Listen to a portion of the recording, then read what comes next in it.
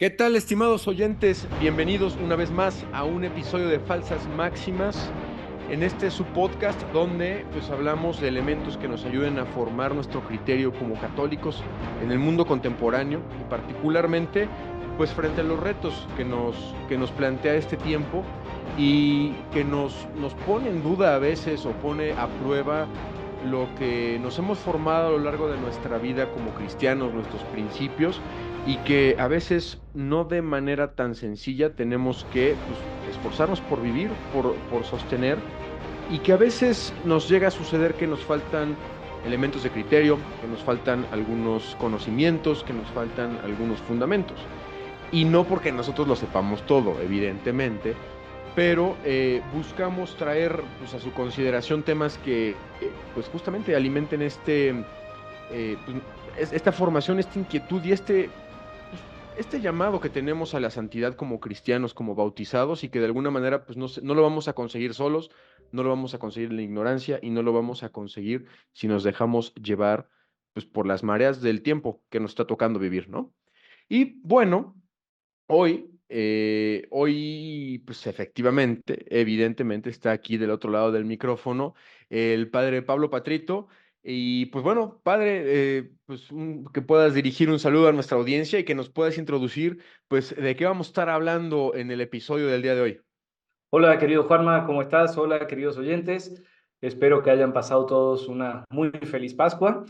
Y bueno, estamos ahora en este episodio especial, ciertamente, en la que vamos a hablar sobre la nueva declaración del Dicasterio para la Doctrina de la Fe, la declaración que se llama Dignitates Infinita acerca de la dignidad humana.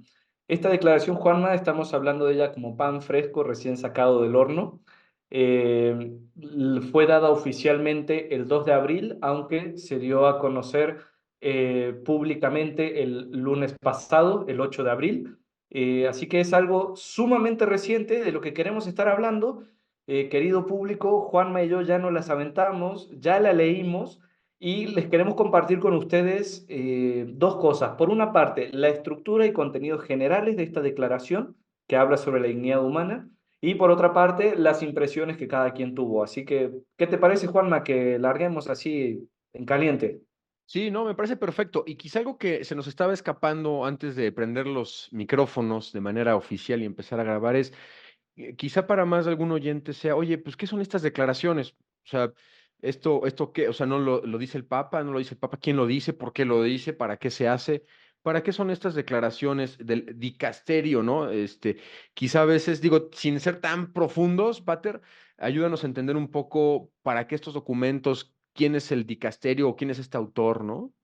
Ok, vamos a ver. Primero vamos con el órgano, ¿verdad? O sea, la iglesia está para transmitir la salvación de Jesucristo y predicar y dar testimonio del Evangelio hasta que Cristo vuelva, ¿no? En ese sentido, la iglesia tiene distintas obligaciones y con esas obligaciones distintas potestades.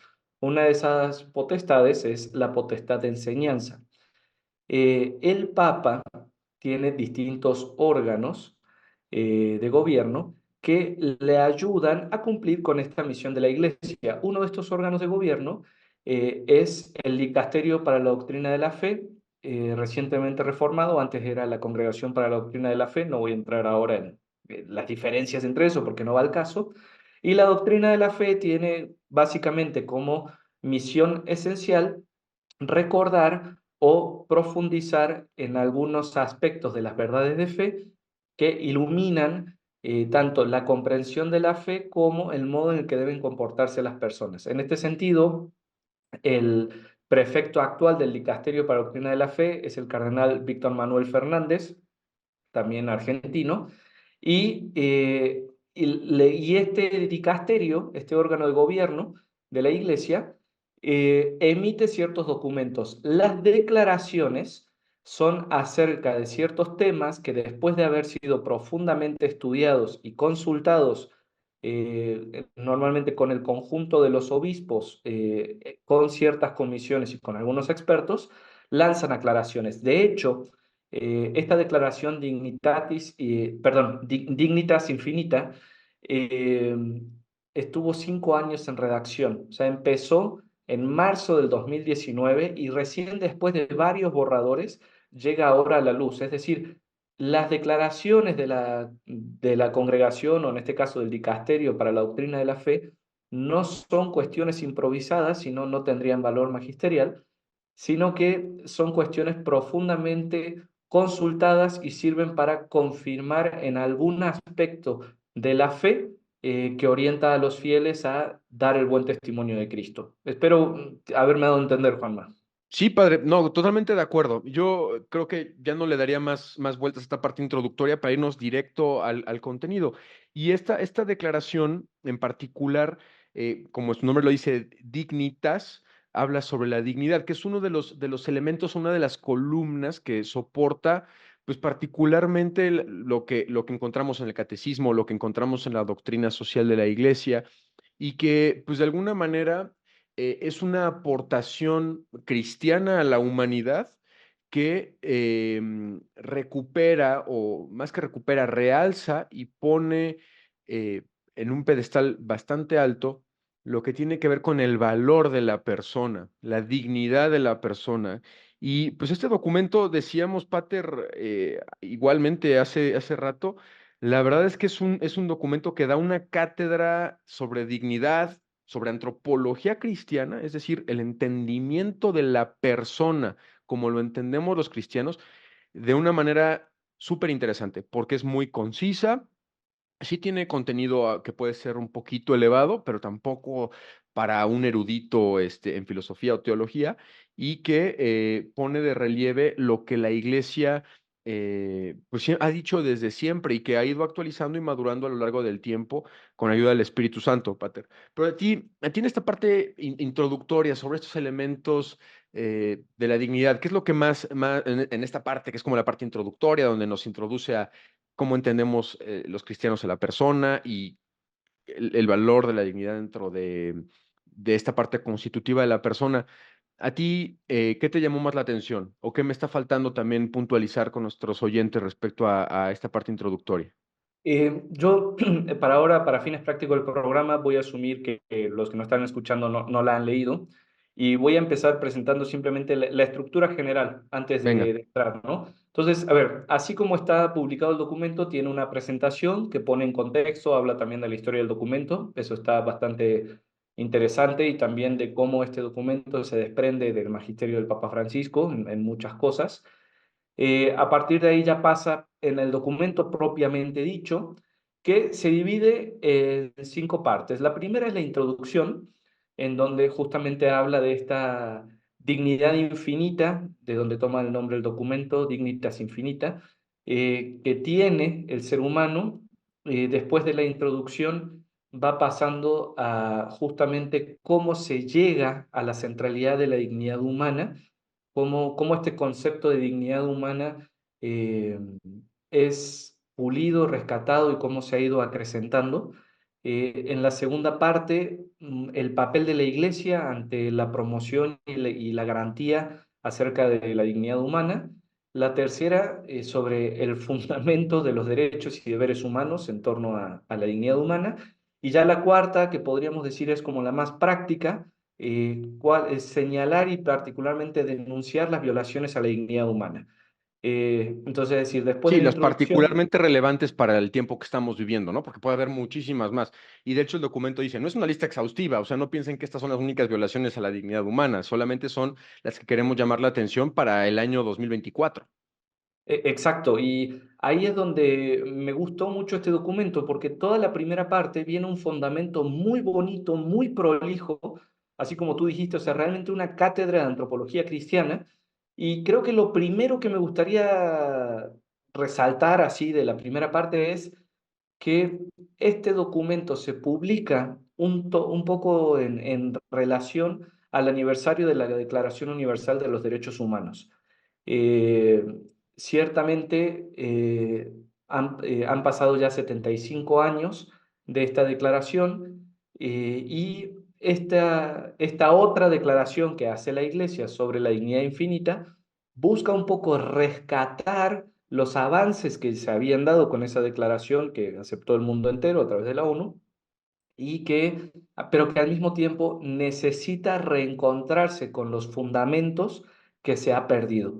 Y los fundamentos que está proponiendo la Iglesia para la dignidad humana no son solamente fundamentos teóricos o abstractos, sino que parte de un realismo muy concreto. La dignidad humana tiene su origen en el propio ser del hombre. Ahí está un realismo metafísico precioso, hermoso, pero también un realismo teológico, o sea, que ha sido creado a imagen y semejanza de Dios, redimido por Cristo y llamado a la vida eterna. Si bien ya vamos a hablar de eso más a profundidad, Juanma, o sea, yo lo que destaco particularmente es el mundo se ha pronunciado sobre la dignidad humana, gracias a los avances que han hecho los cristianos en la historia, gracias a las necesidades que el mundo ha visto, pero el fundamento de esta dignidad se ve socavado y eso hace que la dignidad de las personas sea directamente también afectada. Entonces, ¿qué es lo que hace este documento? En las tres primeras partes, devuelve o sea, devuelve a la razón los fundamentos para poder entender dónde está la dignidad humana y después denuncia concretamente todas las cosas que van en contra de la dignidad humana. Y eso, te digo, realmente lo disfruté mucho, pero bueno, ya hablaremos después de lo que cada uno disfrutó. Esta es la estructura general. Sí, no, y también yo destacaría respecto a esta primera parte, este, que pues también quien no lo tenga tan presente, hay un tema o un clásico, no sé si decir debate o discusión respecto a que si es igualmente dignas todas las personas, ¿no? Incluso personas muy malas, gente que ha hecho crímenes de cualquier tipo, ¿no? Y el documento nos recuerda que hay diferentes tipos de dignidad, ¿no? La dignidad ontológica, la dignidad moral, la dignidad social y la dignidad existencial. Quizá no nos vamos a meter demasiado en eso, que igual les decimos, es un documento con una densidad de contenido muy rica en poco espacio. Yo lo que quisiera hacer aquí notar es que particularmente la dignidad ontológica, que es donde nos vamos a donde el documento pone su foco, em, tiene que ver con ese valor que nosotros tenemos por el simple hecho de pertenecer a la especie humana. Oye, pero es que pues, tiene una discapacidad. Oye, no importa. Oye, está privado de su libertad porque alguna cosa hizo. Pues no importa, sigue siendo digno ontológicamente, sigue teniendo un valor por ser persona. Y como ya dices, Pater, pues los fundamentos teológicos que tenemos para y yo quisiera subrayarlo, pero lo dijiste muy de rápido, porque decías un poco el documento, ¿no? Que te va muy de rápido y son cosas muy, muy buenas o sea, esta dignidad ontológica que tenemos por pertenecer a la especie humana, lo tenemos por ser creados a imagen y semejanza de Dios, porque Cristo se hizo uno de nosotros y nos redimió con nuestra propia carne, y porque estamos llamados a la vida eterna, que por este último elemento es también que toma este título, un poco polémico, esta declaración, ¿no, Pater? Me comentabas que hay un poco de polémica respecto a esto de que sea dignitas infinita, ¿no? Una dignidad sin fin. A ver si con esto te di suficientemente el pase a gol, o si me está faltando algo, ¿no? No, mira, a ver, en esta primera parte buscamos hablar justo de la estructura del documento y pues bien fieles a nuestro estilo, a veces nos vamos un poquito por las ramas, pero en realidad tu pregunta me ayuda a volver al documento.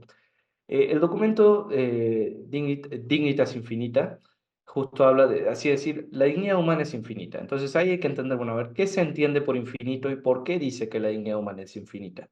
Entonces ahí, siendo fieles a Santo Tomás, tendríamos que decir que secundum quid, es decir, según cómo se entienda. Eh, la dignidad humana es infinita en cuanto que proviene de su ser, de la actualidad de su ser, o sea, o sea, ahora sí que del actus essendi, dirían los filósofos, pero es decir, de que el hombre es una criatura única en toda la creación. Y porque es una criatura única en toda la creación, no hay nada que se le pueda comparar. O sea, nada se compara al valor de una sola vida humana. Nada de toda la creación, ni la creación entera, podría compararse con el valor que tiene una persona humana, que tiene, y justamente a este valor único que tiene la persona humana en toda la creación, se le da un nombre especial que es el de dignidad. Entonces, la dignidad humana es infinita en cuanto que no puede ser comprada, no puede ser renunciada, no puede ser adulterada eh, por, por ninguna otra criatura. Claro, si comparamos la dignidad humana con la dignidad divina, pues por supuesto, en términos absolutos, la única dignidad infinita es la de Dios. Pero vaya, no, hay que saber distinguir, como dice Santo Tomás. Entonces, hablar de la dignidad humana y decir que es infinita, quiere recalcar que la dignidad humana es única en toda la creación, que es inalienable, que es irrenunciable y que no puede ser adulterada en sí misma, al menos a nivel ontológico. Pero justamente para llegar a la conciencia de esto, el documento pone primero las perspectivas, esto es en la primera parte, Juanma, en la Sí. que cómo va creciendo esta conciencia, pone la perspectiva bíblica. Después pone cómo el pensamiento cristiano ha girado mucho en torno a la dignidad humana. Entonces, pues, particularmente cita a Boecio, cita a Santo Tomás de Aquino, pero no solamente es una reflexión del pasado, es una reflexión muy actual en la que el documento termina citando al mismísimo Concilio Vaticano II, es decir, gracias a que el cristianismo conoce que el ser humano ha sido creado a imagen y semejanza de Dios y que ha sido redimido por Cristo, eso le da mucha fuerza en el pensamiento cristiano para volver continuamente sobre la dignidad humana y llegar a estas conclusiones de las que hemos compartido recién. Ahora, esa es la primera parte del documento. La segunda parte justamente habla de los motivos por los cuales la Iglesia anuncia, promueve y se hace garante de la dignidad humana. Y acá vienen los argumentos más fuertes que se pueden reducir en tres y que aunque ya los hemos dicho dos veces, Juanma, me gustaría que tú los vuelvas a decir porque creo que nos gustaron a los dos y creo que para nuestros oyentes esto es muy importante. ¿Por qué la Iglesia anuncia, promueve y se hace garante de la dignidad de la persona humana? Hay tres motivos que después de la pausa, no, no es cierto, que ahora Juanma nos va a compartir. Sí, Pater, yo creo que nos van a regañar aquí un poco de repetitivos, pero está perfecto que lo tengamos tan a la mente. Es los fundamentos de nuestra dignidad es número uno, porque fuimos creados por Dios, somos criatura suya y creados a imagen y semejanza suya. Entonces, la parte de la creación. Después, Cristo toma nuestra carne, se hace uno de nosotros desde la concepción y desde la encarnación, y justamente nos redime y entrega su cuerpo y su sangre por el perdón de nuestros pecados y por el alto valor que paga por su propio sacrificio por nosotros y por ende valemos el precio del sacrificio de Cristo. Esa sería la parte de la redención. Y la tercera es porque estamos llamados a ir a donde nuestro maestro, ¿no? Como dice el Evangelio, a seguirlo en el cielo, en la bienaventuranza eterna, a seguirlo en la vida eterna. Y es por ello que también esto nos confiere un valor, un valor inestimable, porque también estamos llamados a esa vida eterna de la cual pues Cristo es la cabeza y el primero, ¿no? Entonces, sería por eso. Ya quizá le di un poquito más de contexto para no hacerlo tan repetitivo y darle más contenido, pero sí, justamente ese es para que todos nuestros amables oyentes lo tengan tatuadísimo en la mente y en el corazón. Sí, y a ver, y a partir de ahí, de esto que dice Juanma, que es la segunda parte del documento, después de la introducción, viene la tercera, en la que pone a la dignidad como el fundamento de los derechos y de los deberes humanos. Hay que recordar que la Declaración Dignitas Infinita está en referencia, en algunas partes muy directa y en otras partes indirectas, con la Declaración Universal de los Derechos del Hombre, ¿no?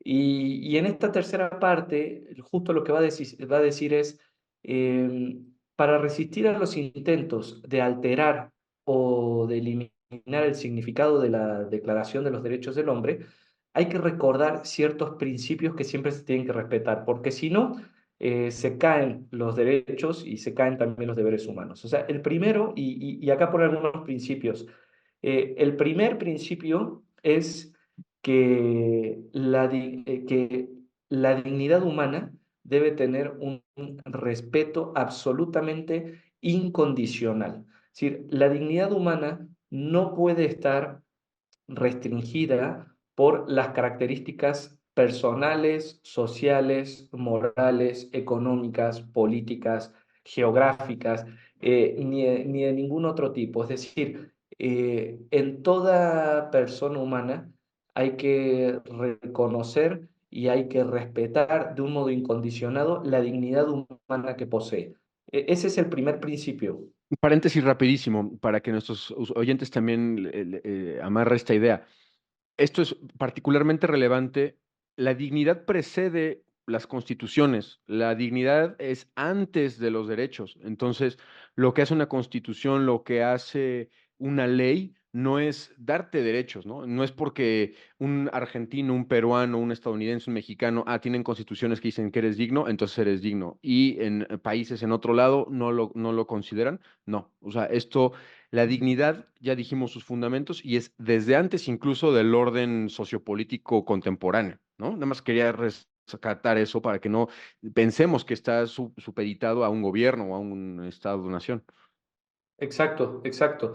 Y bueno, y de hecho justamente, Juanma, eso que dices da pie a pasar al siguiente principio, que es la dignidad humana como una referencia objetiva para la libertad. Y lo pone así de claro, o sea, a veces como que existe una tendencia a identificar dignidad humana con libertad.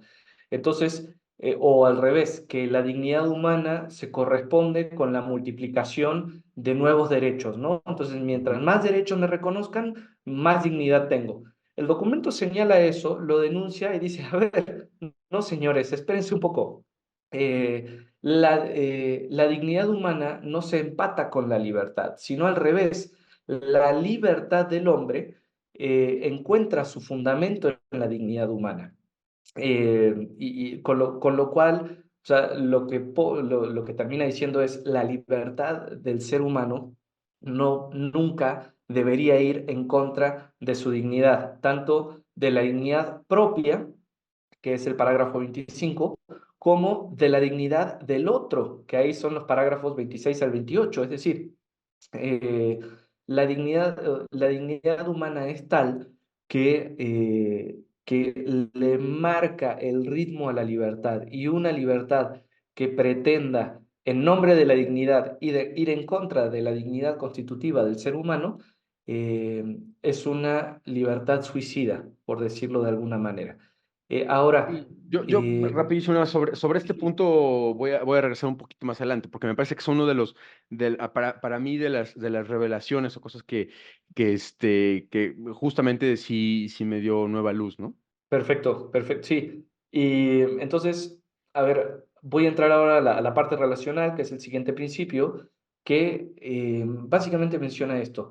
La persona humana tiene un carácter relacional, y eso hace también que la libertad derivada de la dignidad humana, o derivada de la dignidad del ser, de la persona humana, nunca es individualista, nunca debe ser arbitrario, y no puede ser entonces de un modo reductivo, algo autorreferencial, sino que la libertad, para poder desarrollarse bien, debería tener en cuenta esta condición de relacionalidad que tiene la persona humana, y de esa manera entonces los derechos y los deberes tienen un verdadero alcance. No olvidemos que esta tercera parte busca señalar mucho el verdadero alcance de los derechos y los deberes del hombre. Entonces, lo que tiene que decir es, para empezar, la dignidad no se puede abandonar.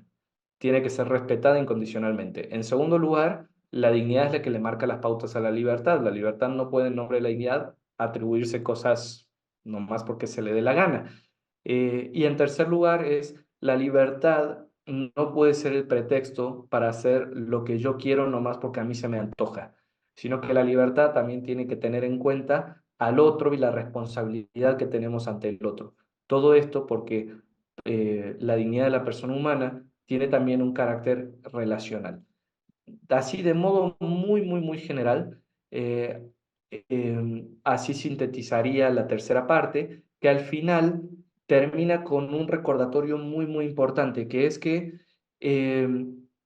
aunque la dignidad humana nos sea dada por naturaleza y nos haya sido dada también por gracia, por redención divina y por vocación divina, eh, es importante aclarar que no es algo, el reconocimiento de la dignidad humana no se puede dar por hecho, sino que situaciones personales, sociales, culturales, históricas, económicas, políticas, etcétera, pueden traspasar o pueden menospreciar la dignidad humana y en este sentido, de un modo constante, tanto la Iglesia como la sociedad debe trabajar y asumir compromisos por eliminar y vencer esas cosas que oscurecen el valor infinito de la dignidad humana. Y así entramos a la parte 4, Juanma, que otra vez te dejo a ti.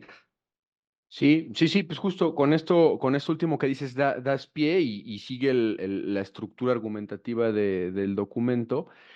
Nos habla de cosas donde el dicasterio y evidentemente la iglesia nos dice, pongan particular atención, y esto para nosotros en Falsas Máximas ha sido pues una constante, ¿no? A ver, pongamos particular atención en ciertas cosas contemporáneas que están poniendo en riesgo el respeto a la dignidad. Decíamos, no es como todas las condiciones, pero son algunas que si te parece, Pater, podemos mencionar o sea, estos casos que menciona la iglesia, si quieres, este y si quieres decir uno tú, uno yo, podemos ir hablando de algunos de ellos y en su momento hacer un poco de zoom. ¿Cómo ves? Me parece perfecto, ya. Son 13 y vas con el primero. Sí, para que no piensen que nos vamos a tardar medio año aquí, ¿no? Es muy rápido. A ver, el primero es el drama de la pobreza, ¿no? Entonces, cómo la pobreza vulnera la dignidad. Perfecto. El segundo es la guerra, cómo la guerra siempre es un fracaso, cómo no hay justificación para la guerra y cómo la guerra al final termina vulnerando toda dignidad humana. El trabajo de los emigrantes y toda esta crisis respecto a la poca acogida en torno a la dignidad que tienen estas personas que simplemente se desplazaron de un lugar a otro en la geografía, ¿no? Ahí voy a poner un asterisco, Juanma. En esa me gustó mucho cómo señala que la dignidad de los emigrantes hay dos formas de las que es pisoteada. Por una parte, por la necesidad misma que los ha llevado a emigrar, cuando en sus lugares de orígenes no se han creado las condiciones necesarias para respetarlos, y después cuando en sus lugares de destino tampoco reciben la acogida, que es lo que acabas de señalar. Esos dos aspectos se me hizo muy interesante, porque normalmente se demoniza solamente a los que no reciben, Mm, pero pocas veces se señala lo que esta declaración señala, que es las ausencias de condiciones básicas que necesitan para quedarse en el lugar en el que están. Pero bueno, paso entonces ya al cuarto, que es el tema de la trata de personas, que asume muchos niveles y como explotación sexual, trabajo esclavo, prostitución, drogas, tráfico de armas, terrorismo, crimen internacional, se me hizo particularmente rico. y tétrico. Y sí, rica la Bueno, otro, reflexión, vaya. otro subtítulo, los abusos sexuales. El siguiente título es Las violencias contra las mujeres, que en realidad bajo un subtítulo agrega varias. Ujú, Vale muchísimo la pena, están entre los numerales 44 y 46. de acuerdísimo. El aborto también, que es un tema súper recurrente actualmente, pero que no deja de subrayar la gravísima violación de la dignidad que consiste el aborto. Perfecto. Junto con el aborto entra el tema de la maternidad subrogada y menciona cómo la maternidad subrogada es un abuso tanto del niño, que es visto ya no en sí mismo, sino como un objeto, como una mercancía, algo absolutamente innegable. Y también la maternidad subrogada atenta contra la dignidad de la propia mujer, que ya sea que haya sido obligada o que libremente lo haya decidido, termina también siendo pisoteada en su dignidad porque se desvincula con su hijo y se convierte simplemente en un medio de un servicio que al final es pues un intercambio económico, ¿no? Sí, totalmente. Y de ese luego sigue la eutanasia y el suicidio asistido, ¿no? Que también parte de un entendimiento torcido de la dignidad, ¿no? Porque bajo un falso criterio de que si alguien está sufriendo mucho, para que muera dignamente, se le tiene que quitar la vida, nos previene contra esa falsedad y nos dice dónde verdaderamente radica la dignidad, ¿no? Ese está bueno como denuncia que es particularmente perverso, que utiliza el mismo nombre de la dignidad para ir en contra de la dignidad de las personas. Qué bueno que la iglesia saque estos documentos claros, estas verdades claras, vaya.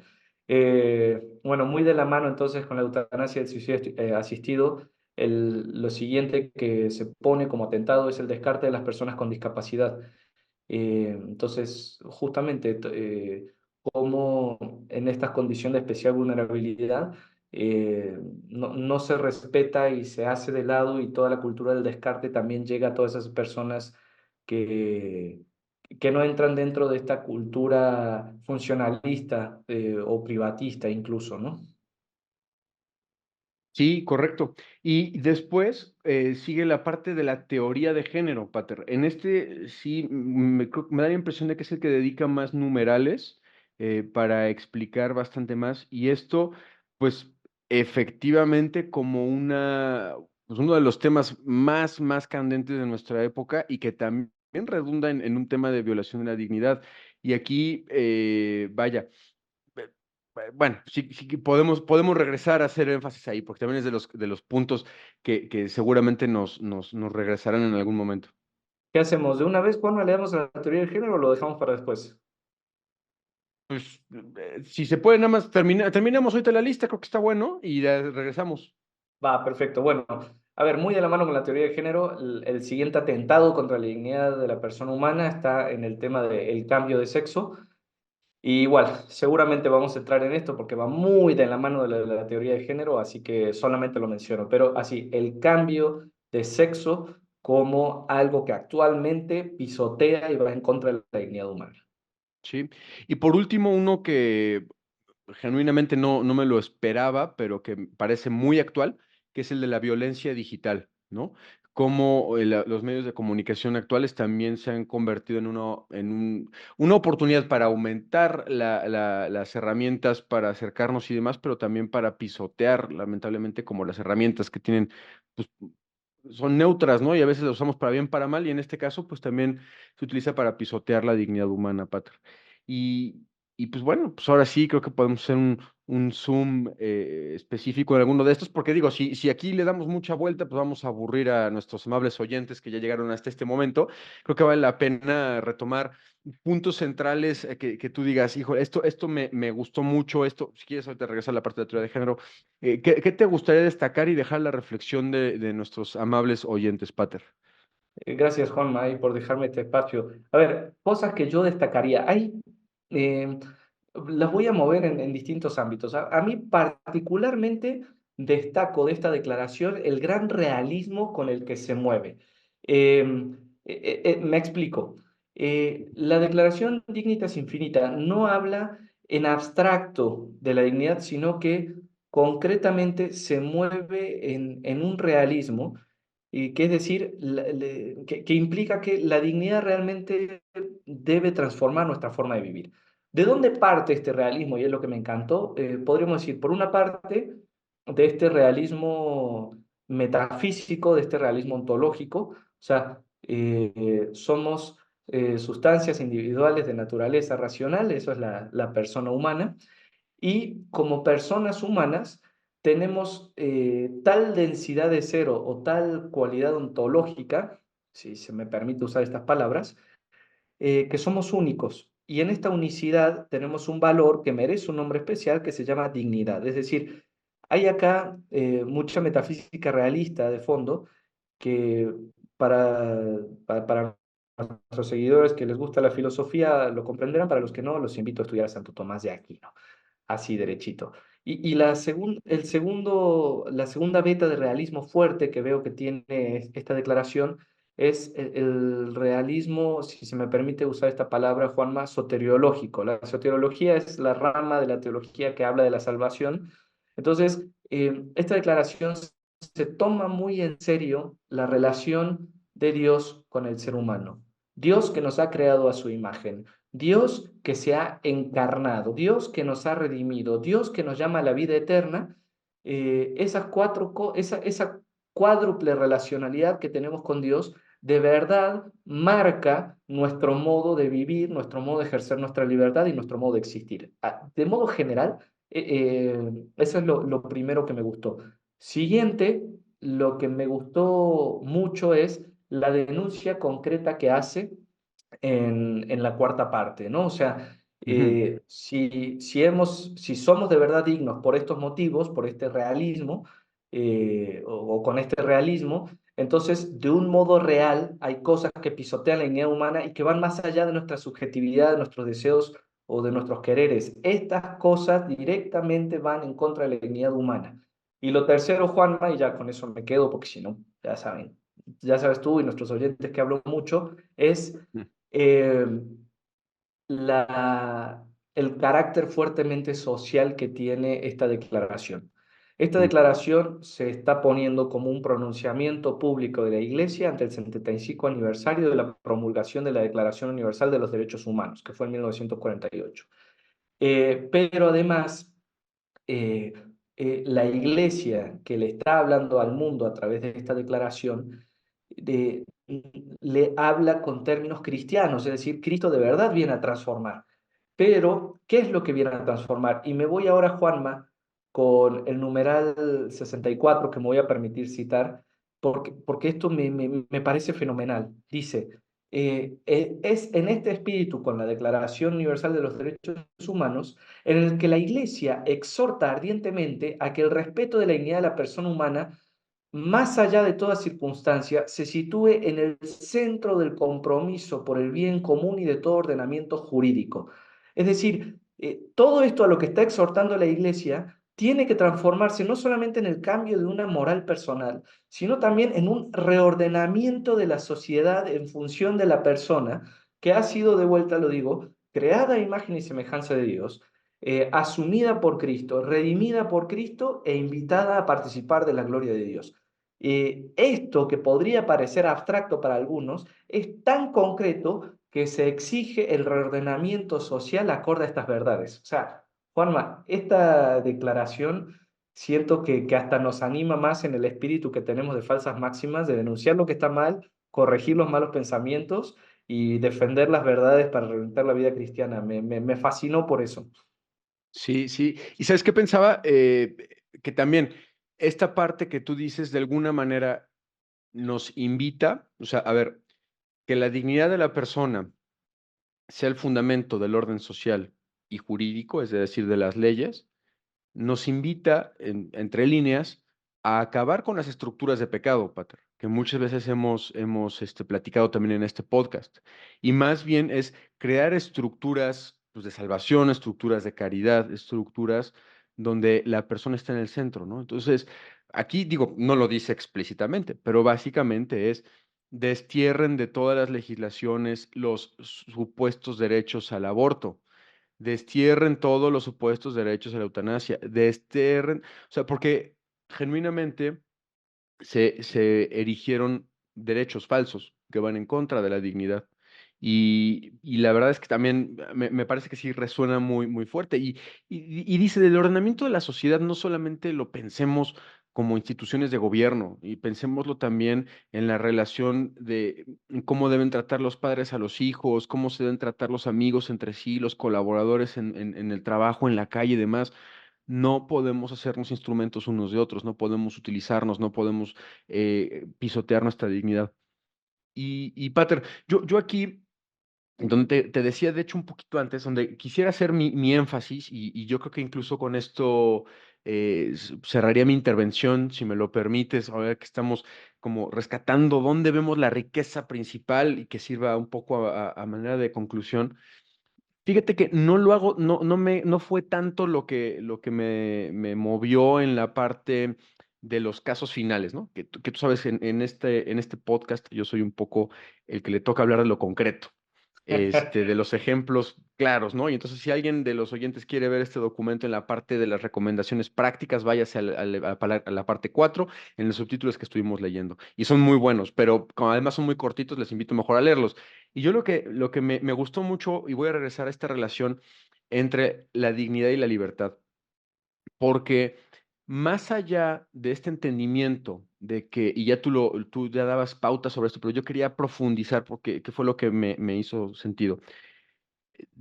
Sí, sí soy digno y esta dignidad también tiene que venir con una libertad, eso es cierto, pero no es una libertad para que yo haga lo que quiera, ¿no? Tantas veces hemos hablado de este, ¿cómo se llama? De ser, bueno, el exceso de la libertad, etcétera, etcétera, ¿no? Y pero más bien, la libertad debe ser ocasión para nosotros, ¿cómo decir? Adornar nuestra dignidad, hacerla, acrecentarla, al menos la dignidad moral. Es decir, yo tengo la posibilidad de usar la libertad y la libertad es la posibilidad de poder elegir entre dos bienes el mayor. Si yo reconozco mi dignidad, mi libertad la voy a usar para perfeccionarme, ¿no? En un término secular. Es decir, pues para mejorar mi aprendizaje, mi conocimiento, mi relación con las personas.